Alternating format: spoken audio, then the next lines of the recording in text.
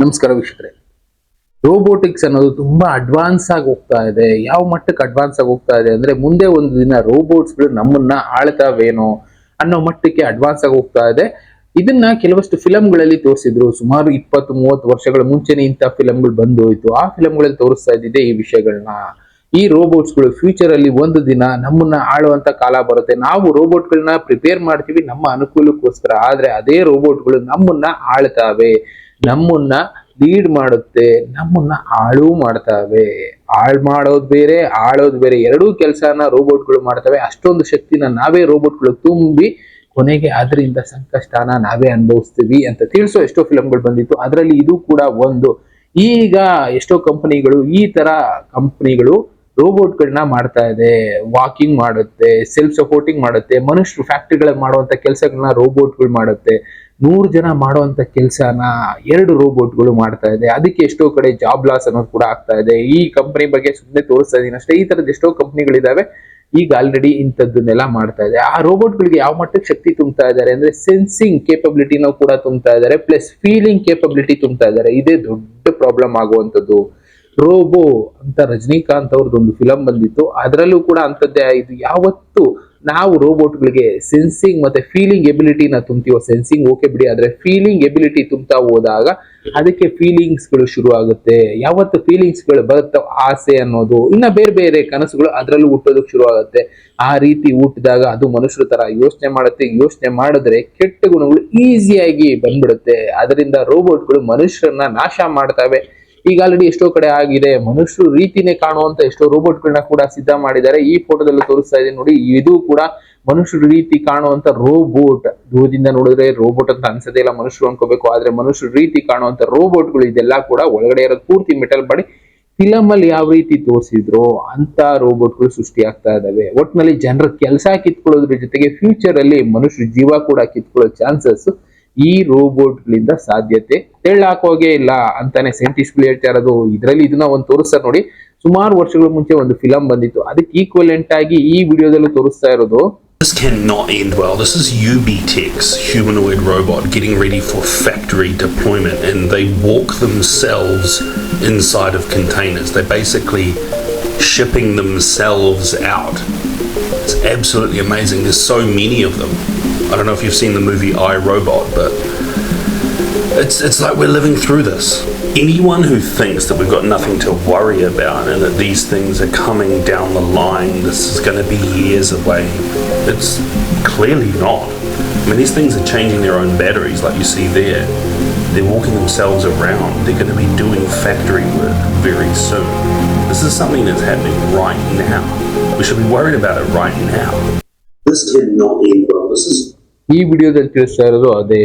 ಒಂದು I robot ಅಂತ ಒಂದು ಫಿಲಂ ಬಂದಿತ್ತು. ಇದ್ರಲ್ಲಿ ಏನು ಅಂದ್ರೆ ಸಾವಿರಾರು ರೋಬೋಟ್ಗಳು, ಒಬ್ಬ ಮನುಷ್ಯ ಒಂದು ರೋಬೋಟ್ ನ ಸೃಷ್ಟಿ ಮಾಡ್ತಾನೆ, ಆದ್ರೆ ಸಾವಿರಾರು ರೋಬೋಟ್ಗಳನ್ನ ಅದು ಸೃಷ್ಟಿ ಮಾಡುತ್ತೆ.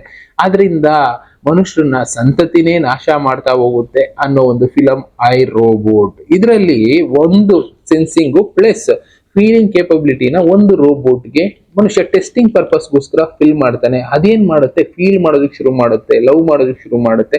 ಕೊನೆಗೆ ಅದಕ್ಕೆ ಯಾರು ಅಪೋಸ್ ಆಗ್ತಾರೋ ಅಂತವ್ರನ್ನ ಕೊಲ್ಲೋದಕ್ಕೆ ಶುರು ಮಾಡುತ್ತೆ. ಅದು ಲೀಡ್ ಮಾಡೋದಕ್ಕೆ ಶುರು ಮಾಡುತ್ತೆ. ತನ್ನ ಮಾತನ್ನ ಎಲ್ಲಾರು ಕೇಳಬೇಕು ಅಂತ ಅದು ಫೀಲ್ ಮಾಡುತ್ತೆ. ಯಾರ ಅದರ ಮಾತನ್ನ ಕೇಳೋದಿಲ್ಲ ಅಂತವ್ರನ್ನ ಕೊಲ್ಲೋದಕ್ಕೆ ಶುರು ಮಾಡುತ್ತೆ ಈ ರೋಬೋಟ್ಗಳು. ಅದಕ್ಕೆ ರಿಲೇಟೆಡ್ ಆದಂತ ಕಂಟೆಂಟೇ ಇದು. ಇಲ್ಲೇನಾಗ್ತಾ ಇದೆ, UBTEX ಅನ್ನೋ ಒಂದು ಕಂಪನಿ ರೋಬೋಟ್ಗಳನ್ನ ಸಿದ್ಧ ಮಾಡಿದೆ. ಈ ಕಂಪನಿ ಸಿದ್ಧ ಮಾಡಿರುವಂತ ಈ ರೋಬೋಟ್ಗಳು ಸೆಲ್ಫ್ ಕಂಟ್ರೋಲ್ಡ್. ಅದೇ ಗಾಡಿಗಳಿಗೆ ಲೋಡ್ ಆಗುತ್ತೆ, ಕಂಟೈನರ್ಗಳಿಗೆ ಸೆಲ್ಫ್ ಆಗಿ ಹೋಗಿ ಲೋಡ್ ಆಗುತ್ತೆ. ಇನ್ನ ತಮ್ಮನ್ನ ತಾವು ಬ್ಯಾಟರಿ ಚೇಂಜ್ ಮಾಡ್ಕೊಳ್ಳೋದ್ರಿಂದ ಹಿಡಿದು ಎಷ್ಟೋ ಕೆಲಸಗಳನ್ನ ತಾವೇ ಮಾಡ್ಕೊಳ್ಳುತ್ತೆ ಅಂತ ರೋಬೋಟ್ಗಳನ್ನ ರೆಡಿ ಮಾಡಿದ್ದಾರೆ. ಅಟ್ ಎ ಟೈಮ್ ಅವುಗಳೇ ವರ್ಕ್ ಮಾಡ್ಕೊಳ್ಳುತ್ತೆ. ಅಲ್ಲಿ ತೋರಿಸ್ತಾ ಇದ್ದಾರೆ ನೋಡಿ, ಬ್ಯಾಟರಿಗಳನ್ನ ರೀಪ್ಲೇಸ್ ಮಾಡ್ಕೊಳ್ಳೋ ಕೆಪಾಸಿಟಿ ಆ ರೋಬೋಟ್ಗಳಿಗೆ ತುಂಬಿದ್ದಾರೆ. ಇದು ಎಷ್ಟು ಡೇಂಜರಸ್ ಅಂತ ಲೆಕ್ಕ ಹಾಕೋದಕ್ಕಾದ್ರೂ ಆಗುತ್ತಾ? ರೋಬೋಟ್ಗಳು ಬ್ಯಾಟ್ರಿ ಖಾಲಿ ಆಗೋದ್ರೆ ನಿಂತೋಗುತ್ತೆ ಅನ್ಕೊಳ್ತೀವಿ, ಆದ್ರೆ ಇಲ್ಲಿ ರೋಬೋಟ್ಗಳು ಸೆಲ್ಫ್ ಚಾರ್ಜಿಂಗ್ ಮಾಡ್ಕೊಳ್ಳೋದಕ್ಕೆ ಪ್ಲಸ್ ಬ್ಯಾಟ್ರಿ ರೀಪ್ಲೇಸ್ಮೆಂಟ್ ಮಾಡ್ಕೊಳ್ಳೋದಕ್ಕೆ ಪ್ರೋಗ್ರಾಮಿಂಗ್ ಮಾಡಿದ್ರೆ ಎಷ್ಟು ಕಷ್ಟ ಆಗುತ್ತೆ. ತಮ್ಮನ್ನ ತಾವು ಕಂಟ್ರೋಲ್ ಮಾಡ್ಕೊಳ್ಳುತ್ತೆ ರೋಬೋಟ್ಗಳು. ಯಾರ ಸಹಾಯನೂ ಬೇಕಾಗಿಲ್ಲ ರೋಬೋಟ್ಗಳಿಗೆ ಅಂತ ಸಿಸ್ಟಮ್ನ ಈಗ ಈ ರೋಬೋಟ್ಗಳಲ್ಲಿ ತುಂಬ್ತಾ ಇದ್ದಾರೆ. ಇದು ಒಳ್ಳೇದಕ್ಕ ಕೆಟ್ಟದಕ್ಕ ಯೋಚನೆ ಮಾಡೋದಕ್ಕೂ ತುಂಬಾ ಕಷ್ಟ ಇದೆ. ಐ ರೋಬೋಟ್ ಮೂವಿನಲ್ಲಿ ಅದನ್ನೇ ತೋರಿಸಿದ್ರು. ಪ್ರಪಂಚನ ನಾಶ ಮಾಡಿದ್ವು ಈ ರೋಬೋಟ್ಗಳು. ಮನುಷ್ಯರು ಅನುಕೂಲಕ್ಕೆ ಅಂತ ಮಾಡ್ಕೊಂಡಂತ ರೋಬೋಟ್ಗಳು ಪ್ರಪಂಚನೇ ನಾಶ ಮಾಡೋದು ಅಂತ ಈ ಫಿಲಮ್ ಅಲ್ಲಿ ತೋರಿಸ್ತಾರೆ ಐ ರೋಬೋಟ್ ಅನ್ನೋ ಒಂದು ಮೂವಿನಲ್ಲಿ. ಅಂದ್ರೆ ಕೆಲವಷ್ಟು ಫಿಲಮ್ಗಳು ನಮ್ಮ ಫ್ಯೂಚರ್ ನ ತೋರಿಸ್ತಾ ಇರತ್ತೆ, ಎಚ್ಚರಿಸ್ತಾ ಇರತ್ತೆ, ಈ ತರ ಫ್ಯೂಚರ್ ಅನ್ನೋದು ಬರುತ್ತೆ. ಅಂದ್ರೆ ಎಷ್ಟೋ ಜನ ಕಥೆಗಳನ್ನ ಬರೀತಾರೆ, ಕಥೆಗಳನ್ನ ಬರೆದಾದ್ಮೇಲೆ ಅದನ್ನ ಮೂವಿ ರೀತಿ ತಗೊಬಂದು ಜನಕ್ಕೆ ಮುಂದೆ ಇಡ್ತಾರೆ, ನೋಡಿ ಈ ತರ ಫ್ಯೂಚರ್ ಅಲ್ಲಿ ನಡಿಬಹುದು ಅಂತ. ಆದ್ರೂ ಕೂಡ ನಾವು ಅದನ್ನೇ ಅಡಾಪ್ಟ್ ಮಾಡ್ಕೊಳ್ತೀವಿ, ಬರ್ಲಿ ಬಿಡಪ್ಪ ಅಂತ. ಅದು ಫ್ಯೂಚರ್ಗೆ ಡೇಂಜರಸ್ ಆಗ್ಬೋದಾ ಇಲ್ಲ ಒಳ್ಳೇದಾಗ್ಬೋದಾ ಅಂತ ಯೋಚನೆ ಮಾಡೋದಕ್ಕೂ ಹೋಗೋದಿಲ್ಲ. ಈಗ ನಮ್ಮ ಅನುಕೂಲಕ್ಕೋಸ್ಕರ, ನಮ್ಮ ಅನುಕೂಲ ಅನ್ನೋದಕ್ಕಿಂತ ಶ್ರೀಮಂತರು ಅವರ ಅನುಕೂಲಕ್ಕೋಸ್ಕರ, ಇನ್ನ ದೊಡ್ಡ ದೊಡ್ಡ ಕಂಪನಿಗಳವರು ಅವರ ಅನುಕೂಲಕ್ಕೋಸ್ಕರ ಈ ರೋಬೋಟ್ಗಳನ್ನ ಬಳಸ್ತಾ ಇದ್ದಾರೆ ಫ್ಯಾಕ್ಟರಿಗಳಲ್ಲಿ ಇನ್ಸ್ಟೆಡ್ ಆಫ್ ಹ್ಯೂಮನ್ ಬೀಯಿಂಗ್ಸ್. ಮನುಷ್ಯರು ಬದಲು ಇಲ್ಲಿ ಈ ರೋಬೋಟ್ಗಳನ್ನ ಬಳಸ್ತಾ ಇದ್ದಾರೆ. ಇದರಿಂದ ಒಂದಲ್ಲ ಒಂದು ದಿನ ಪ್ರಾಬ್ಲಮ್ ತಪ್ಪಿದ್ದಲ್ಲ, ಇನ್ನು ಅಡ್ವಾನ್ಸ್ಮೆಂಟ್ ಆ ರೋಬೋಟ್ಗಳಿಗೆ ತುಂಬ್ತಾ ಇದ್ದಾರೆ. ನಾನು ಮೊದಲೇ ಹೇಳದ್ನಲ್ಲ, ಫೀಲಿಂಗ್ ಅನ್ನೋದನ್ನ ರೋಬೋಟ್ಗಳಿಗೆ ತುಂಬ್ತಾ ಇದ್ದಾರೆ. ಅಂದ್ರೆ ಸೆನ್ಸ್ ಮಾಡೋದ್ರ ಜೊತೆಗೆ ಅವುಗಳು ಫೀಲ್ ಮಾಡೋದಕ್ಕೆ ಶುರು ಮಾಡುತ್ತೆ, ಯಾವ್ದು ಒಳ್ಳೇದು ಯಾವ್ದು ಕೆಟ್ಟದ್ದು, ತಾನು ರಾಜ ಆದ್ರೆ ಯಾವ ತರ ಇರುತ್ತೆ, ತಾನು ಲೀಡ್ ಮಾಡಿದ್ರೆ ಯಾವ ತರ ಇರುತ್ತೆ, ಒಂದು ಸೇನೆ ಇದ್ರೆ ಯಾವ ತರ ಇರುತ್ತೆ ತನಗೆ ಅನ್ನೋ ಮಟ್ಟಕ್ಕೆ ಫೀಲ್ ಮಾಡೋ ಅಂತ ಕೆಪಾಸಿಟಿನ ಪ್ರೋಗ್ರಾಮ್ ಮಾಡಿ ತುಂಬ್ತಾ ಇದ್ದಾರೆ. ಜೊತೆಗೆ ಈಗ ಆಲ್ರೆಡಿ ನಾನು ತೋರಿಸ್ದೆ, ಅದರಲ್ಲಿ ರೋಬೋಟ್ಗಳು ತಮ್ಮಗ್ ತಾವೇ ಬ್ಯಾಟ್ರಿ ಚೇಂಜ್ ಮಾಡ್ಕೊಳ್ತಾ ಇದೆ, ತಮ್ಮನ್ ತಾವೇ ಒಟ್ಟಿಗೆ ಒಂದೇ ಸಿಗ್ನಲ್ ನ ಫಾಲೋ ಮಾಡ್ತಾ ಇದೆ, ಟ್ರಕ್ ಗಳಿಗೆ ತಮ್ಮನ್ ತಾವೇ ಲೋಡ್ ಮಾಡ್ಕೊಳ್ತಾ ಇದಾವೆ. ಅಂದ್ರೆ ಲೆಕ್ಕ ಹಾಕಿ ಯಾವ ಮಟ್ಟಕ್ಕೆ ರೋಬೋಟ್ಗಳನ್ನ ಇಲ್ಲಿ ಕಂಡುಹಿಡಿತಾ ಇದ್ದಾರೆ. ಇಂಥ ರೋಬೋಟ್ಗಳು ಫ್ಯೂಚರ್ ನ ಕಾಯುತ್ತಾ ಇಲ್ಲ ಸರ್ವನಾಶ ಮಾಡುತ್ತೆ ಹೇಳೋದಕ್ಕಾಗೋದಿಲ್ಲ. ಫಿಲಮ್ ಅಲ್ಲಿ ತೋರಿಸಿರೋದಂತೂ ಸರ್ವನಾಶ ಆಗೋಗುತ್ತೆ ಅನ್ನೋದನ್ನ ಫಿಲಮ್ ಅಲ್ಲಿ ತೋರಿಸಿದ್ದಾರೆ. ಆದ್ರೆ ಈಗಿರುವಂತ ಈ ರೋಬೋಟ್ಗಳನ್ನ ನೋಡ್ತಾ ಇದ್ರು ಅದೇ ರೀತಿ ಕಾಣಿಸ್ತದೆ. ಫ್ಯೂಚರ್ ಏನಾದ್ರೂ ಹಾಳಾಗ್ಬೋದಾ? ಯಾಕೆಂದ್ರೆ ಫೀಲಿಂಗ್ ಬಂತು ಅಂದ್ರೆ ಲೀಡ್ ಮಾಡೋದಕ್ಕೆಲ್ಲ ಇಷ್ಟಪಡ್ತಾರೆ, ತಾನೇ ಲೀಡರ್ ಆಗ್ಬೇಕು ಅಂತ ಇಷ್ಟಪಡ್ತಾರೆ. ನೋಡ್ಬೇಕು ಇಂಥದ್ದು ಬೇಕಾ ನಮ್ಮಲ್ಲೂ. ಗೌರ್ಮೆಂಟ್ಗಳು ಡಿಸೈಡ್ ಮಾಡಿದ್ರೆ ಬೇಡ ಅಂತ ಇವಾಗಲೇ ಬ್ಯಾನ್ ಮಾಡ್ಕೋಬಹುದು. ಬಟ್ ದುಡ್ಡಿನ ಆಸೆ ಯಾರನ್ನು ಬಿಟ್ಟಿದ್ದಲ್ಲ, ದೊಡ್ಡ ದೊಡ್ಡ ಕಂಪ್ನಿಗಳವರು ಇಂಥದ್ದನ್ನ ಅಡಾಪ್ಟ್ ಮಾಡ್ಕೊಳ್ತಾರೆ. ಯಾಕೆ?